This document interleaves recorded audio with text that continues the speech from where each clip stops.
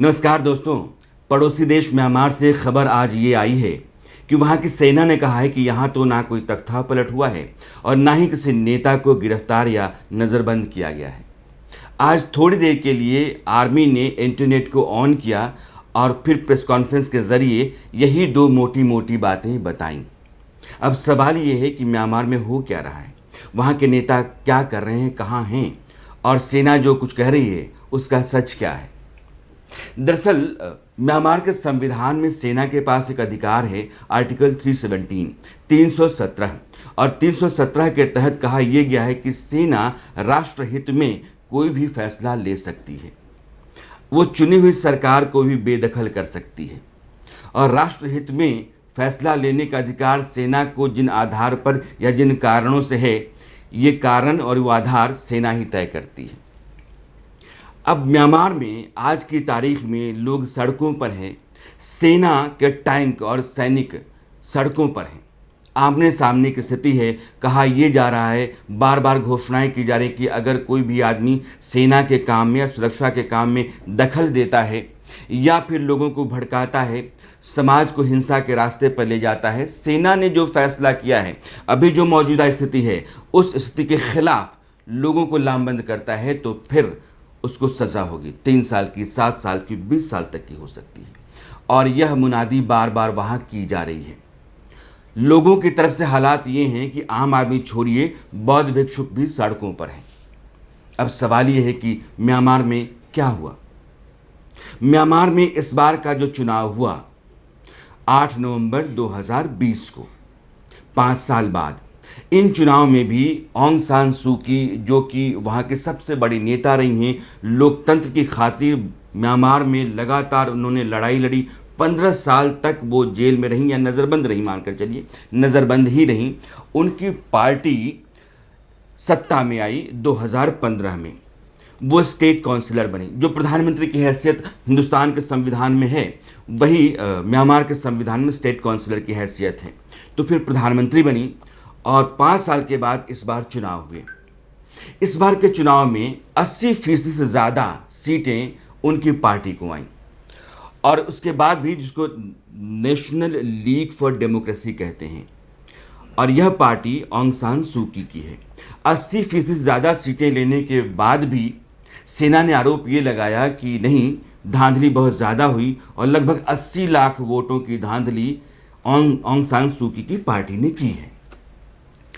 Myanmar में सेना की एक पार्टी है, आप कहिए कि वो जो आर्मी है उसका पॉलिटिकल फ्रंट है, उसका नाम है union solidarity and Development party. Union solidarity and Development party का आरोप ये था कि इस बार के चुनाव में ऑंग सान सू की पार्टी ने भयानक धांधली की है और यह निष्पक्ष चुनाव नहीं है। यह जो नतीजे हैं वो म्यांमार की जनता के नहीं हैं।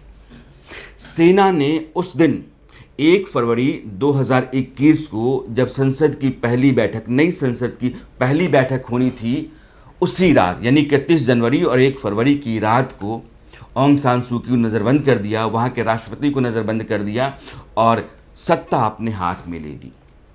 अब वहाँ के जो आर्मी चीफ हैं मिंगलाई, जनरल मिंगलाई रिटायर होने वाले थे और रिटायरमेंट से पहले जनरल मिंगलाई ने ऐसा क्यों किया, यह लोग बार बार समझना चाहते हैं। और दुनिया के वो तमाम लोग जो म्यांमार में इंटरेस्ट रखते हैं और वहाँ के एक्सपर्ट माने जाते हैं, उनकी भी दिलचस्पी इस बात को जानने में है। वैसे हम भारतीय, म्यांमार एक बहुत महत्वपूर्ण पड़ोसी देश है, लेकिन पाकिस्तान, अफ़गानिस्तान, बांग्लादेश, नेपाल के मुकाबले म्यांमार के बारे में कम जानते हैं। जैसे आज भी मुझे आपसे बात करनी थी तो मैंने म्यांमार को जाना समझा उतना जितना कि बात करने के लिए ज़रूरी है। एक मोटी समझ तो आपके पास है, लेकिन एक गहरी समझ, ताकि वहाँ के जो मौजूदा हालात हैं उन हालात को हम आपके सामने ठीक से रख पाएँ और उनको सिलसिलेवार तरीके से आपके बीच रखने के बाद ये बता पाएँ कि ऐसा क्यों हो रहा है। और यह भी कि हिंदुस्तान की जो मौजूदा सरकार है वो म्यांमार को लेकर के इतनी शांत क्यों बैठी हुई है, उसकी प्रतिक्रियाएं वैसी क्यों नहीं हैं जैसी लोकतांत्रिक देश में सत्ता पलट हो जाने के बाद और सैन्य तानाशाह के आ जाने के बाद भारत की अमूमन होती है या जैसी अमेरिका की है। इसका भी अपना एक मतलब है। लेकिन मैं ये कह रहा था कि म्यांमार के साथ भारत के रिश्ते बहुत पुराने रहे हैं। 1937 तक यह हमारा हिस्सा रहा, भारत का हिस्सा रहा। ब्रिटिश जो उपनिवेश कहा जाता है, ब्रिटिश शासन के तहत जो हिंदुस्तान था उसी का एक हिस्सा म्यांमार में था, जिसको बर्मा कहा जाता था। अब आपको याद होगा 1857 जब क्रांति हुई थी तो हिंदुस्तान के जो बादशाह थे बहादुर शाह जफर, उनको ले जाकर के अंग्रेज़ों ने रंगून की जेल में कैद रखा। रंगून में ही उनका मकबरा भी है, मज़ार है उनकी कब्र। और जो स्वतंत्रता संग्राम चल रहा था उस दौरान बाल गंगाधर तिलक को मांडले जेल में कैद किया गया था। तो मांडले और रंगून यह दो जेलें बहुत बड़ी हैं बर्मा की। तो 1937 तक बर्मा जो है वो हिंदुस्तान का हिस्सा रहा और एक सांस्कृतिक, ऐतिहासिक और धार्मिक भी संबंध बर्मा के साथ या आज के म्यांमार के साथ हमारा रहा है। वहाँ बौद्ध बहुत बड़ी तादाद में हैं। पैगोडा आपको म्यांमार में बहुत दिखाई पड़ेंगे, सूरज के रंग के सुनहरे पैगोडा। और म्यांमार में जो अभी वहाँ प्रधानमंत्री थीं, जिनको हम स्टेट काउंसिलर कहते हैं, ऑंग सान सू की, उनकी पढ़ाई लिखाई दिल्ली में हुई। जो LSR लेडी श्रीराम कॉलेज है, यहीं से वो पॉलिटिकल साइंस में ग्रेजुएट हैं। इसलिए हिंदुस्तान के साथ उनका रिश्ता, हिंदुस्तान के साथ जज्बाती ताल्लुकात बेहतर हैं। और जब पूर्वांचल में, बिहार में आप आते हैं तो जो पूर्वी महेंद्र मिश्र ने लिखा, वो उस समय जो लोग कलकत्ता और रंगून जाया करते थे नौकरी करने के लिए और बहुत दिनों के बाद लौटते थे, तो उस दौरान जो विरह थी, उस विरह को लेकर के उन लोगों ने गीत लिखे। हम मुरपिया गए रंगून, वहाँ से किया है टेलीफोन, शमशाद बेगम ने जो गीत गाया। तो रंगून के साथ एक रिश्ता यानी बर्मा के साथ हिंदुस्तान का रहा है। और अब वहाँ जो हालात हैं, जिस तरीके से वहाँ तख्तापलट है, उसके बाद अमेरिका बहुत सख्त है। अमेरिका की तरफ से पाबंदी भी है, नई हुकूमत है, नया प्रशासन है वहाँ का, और लोकतांत्रिक देश होने के नाते अमेरिका उसका मुखिया बनना चाहता रहा है और है भी। और वहाँ की जो सैनिक हुकूमत अभी है बर्मा की, म्यांमार की, उसको ताकीद की है कि जल्द से जल्द आप लोकतंत्र की बहाली करें, आप सत्ता से हटें और जो कुछ भी आपने किया है सरासर गलत है, म्यांमार के ऊपर पाबंदी लाद दी जाएगी। लेकिन जो सेना है म्यांमार की, आज की प्रेस कॉन्फ्रेंस उसने ये कहा कि हमने सिर्फ उतना ही किया है जितना संविधान के तहत हमको अधिकार दिया गया है। हम जल्दी ही सरकार की बहाली कर देंगे, लेकिन इमरजेंसी 1 साल तक रहेगी। ये इमरजेंसी के हालात 1 साल तक हैं और सरकार की बहाली, लोकतांत्रिक सरकार की बहाली कब होगी, इस बारे में सेना चुप है। अब सवाल ये है कि मिंगलाई, जनरल मिंगलाई जो रिटायर होने वाले थे, वो अचानक तख्ता पलट कर सत्ता में आ गए, ऐसा क्यों है? जनरल मिंगलाई के बारे में लोग कहते हैं कि उनके पॉलिटिकल एम्बिशंस बहुत ज़्यादा रहे हैं और ठीक वैसे ही जैसे थीन सीन के थे। थीन सीन बहुत लंबे समय तक वहाँ जनरल रहे और वहाँ के सैनिक हुक्मरान भी, तानाशाह भी रहे। थीन सीन के तहत ही 2011 में थोड़े बहुत सुधार शुरू हुए। 2012 में वहाँ उपचुनाव हुए, जिसमें ऑंग सान सू की party National League for Democracy जीत करके आई। और 2015 8 नवंबर 2015 में जो आम चुनाव हुए, इसमें इस पार्टी को बहुत भारी बहुमत के साथ जीत हासिल हुई और ऑंग सान सू की वहाँ उन्होंने सत्ता की कमान संभाली। 5 साल बाद इस बार चुनाव हुए और इन चुनाव में भी ऑंग सान सू की पार्टी बहुमत के साथ आई, 80% से ज़्यादा सीटें लेकर के आई। लेकिन इस बार Union Solidarity and Development Party, जो वहाँ की आर्मी के बहुत सारे जनरल, रिटायर्ड जो ऑफिसर्स होते हैं, वो उसमें हैं। उस पार्टी का एतराज़ था कि नहीं, इस बार धांधली बहुत ज़्यादा है। और ये एतराज़ ने ही जनरल मिंगलाई को कहीं ना कहीं यह तय करने के लिए या फैसला लेने के लिए मजबूर किया या फिर तैयार कर दिया कि नहीं, मौका सही है, इस मौके पर अगर हम ऑंग सान सू की को सत्ता से बेदखल कर देते हैं और कमान अपने हाथ में ले लेते हैं, तो माहौल धीरे धीरे हम अपने हक में बना लेंगे। और इसी मंशा से और इसी मकसद से उन्होंने ऐसा किया होगा, यह पूरा माना जा सकता है। इस बीच एक और दिलचस्प मामला आया है और ये कि चीन कह रहा है कि म्यांमार में जो कुछ भी हुआ है, यानी कि जो सैनिक शासन वहाँ आया है और लोकतंत्र वहाँ से गया है, यह उसका किया धरा नहीं है, जैसा कि दूसरे देश कह रहे हैं या दुनिया के तमाम हिस्सों में इसका ढिंढोरा पीटा जा रहा है, चीन की कोई भी भूमिका म्यांमार के भीतर सत्ता बदलने या तख्ता पलटने में नहीं है। अब यही चर्चा ज़रूरी हो जाती है कि भारत जैसा देश जो यह कह रहा है कि जो कुछ भी म्यांमार में हुआ है वो ठीक नहीं है, लेकिन वहाँ की सेना को लोकतंत्र की बहाली की कोशिश करनी चाहिए, यह कह देने के बाद भारत आगे कुछ नहीं कर रहा है, ना तो राजनयिक तौर पर, ना कूटनीतिक तौर पर, और ना ही किसी तरह की पाबंदी या बंदिश। इसका कारण ये है कि म्यांमार जो हमारा पड़ोसी देश है और म्यांमार के साथ भारत के रिश्ते बहुत अच्छे रहे।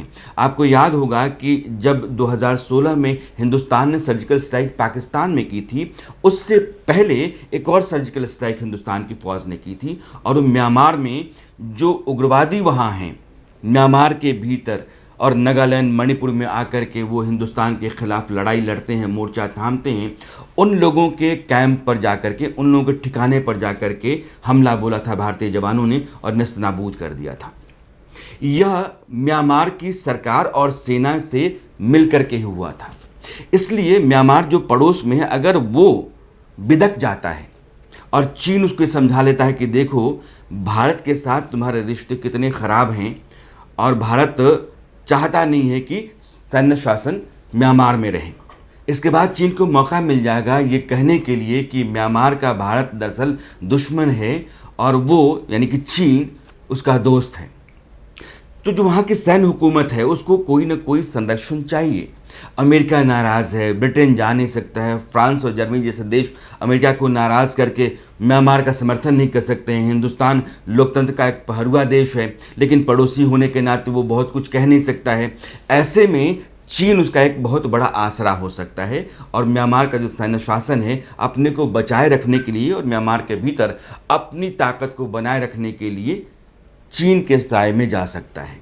और अगर ऐसा हो जाता है तो चीन की फौज अगर म्यांमार के भीतर आकर के हिंदुस्तान से कभी मोर्चा लेने की स्थिति में आती है तो फिर हमारे जो दक्षिण भारत के सिरे हैं, उड़ीसा से लेकर के और विशाखापट्टनम तक, वहाँ तक मार करने की स्थिति में चीन आ जाएगा अगर वो म्यांमार की सरहद पर आ जाता है तो।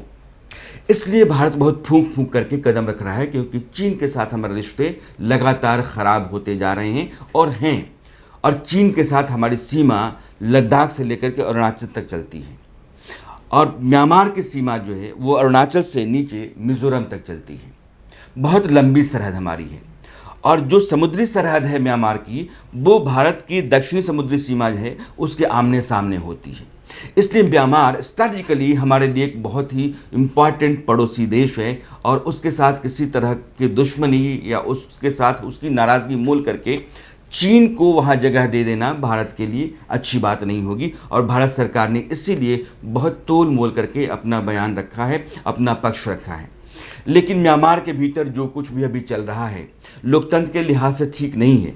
सैन्य शासन वहाँ है और वो कह रहा है कि इमरजेंसी 1 साल तक बनी रहेगी, उसके बाद हम चुनी हुई सरकार को लेकर के आएंगे।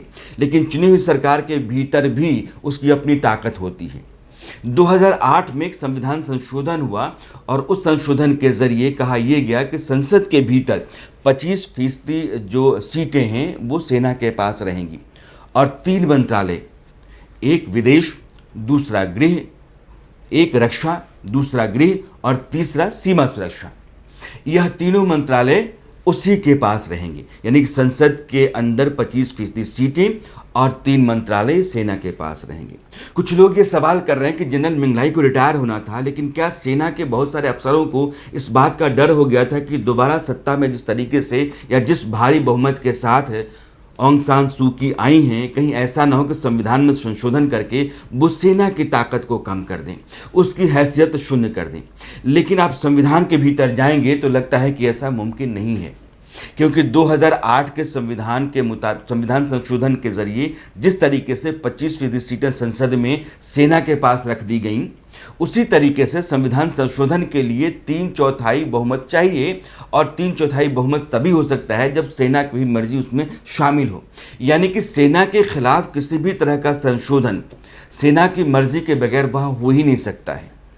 और 3 बहुत ही महत्वपूर्ण महकमे सेना के पास हैं, यह उसकी बहुत बड़ी ताकत है लोकतांत्रिक देश में होने के बाद भी। यानी कि आप समझ लीजिए कि सेना बर्मा में, म्यांमार में एक समानांतर सरकार है लोकतांत्रिक सरकार के साथ साथ। अब ऐसे में सत्ता अपने हाथ में लेने का मकसद सिर्फ यही हो सकता है कि आप जनरल के बाद वहाँ की हुकूमत को अपने हाथ में लेकर के लंबे समय तक चलना चाहते हैं, और यह थीन सीन की तरह की ही एक महत्वाकांक्षा है। और ऐसी महत्वाकांक्षा दुनिया के तमाम हिस्सों में तमाम जनरल के भीतर पैदा होती है। पाकिस्तान में आप देखें याहिया खान से लेकर के और जनरल मुशर्रफ तक लगातार वहाँ सत्ता बदलती रही। बांग्लादेश में भी ऐसा हुआ, जनरल इरशाद खान ने सत्ता बदली। तो अब दुनिया के तमाम मुल्कों में आप देखेंगे तो इस तरह से जनरल सत्ता बदलते रहते हैं। लोकतांत्रिक सरकारें, जो चुनी हुई सरकारें हैं, उनको हटाते रहते हैं, और हमेशा आम आदमी के लिए, देश समाज की बेहतरी के लिए और लोकतंत्र के लिए यह अच्छी बात नहीं होती है। बर्मा में जो कुछ भी हो रहा है, म्यांमार में मैं कहूँगा भारत की नज़र है, लेकिन वह देश रणनीतिक लिहाज से, कूटनीतिक लिहाज से और चीन के साथ हमारे जो रिश्ते हैं उस नज़रिए से भी बहुत महत्वपूर्ण है हमारे लिए। तो आज के लिए इतना ही। कल हमारी मुलाकात एक बार फिर होगी, सवाल नया होगा, मुद्दा नया होगा। तब तक के लिए नमस्कार।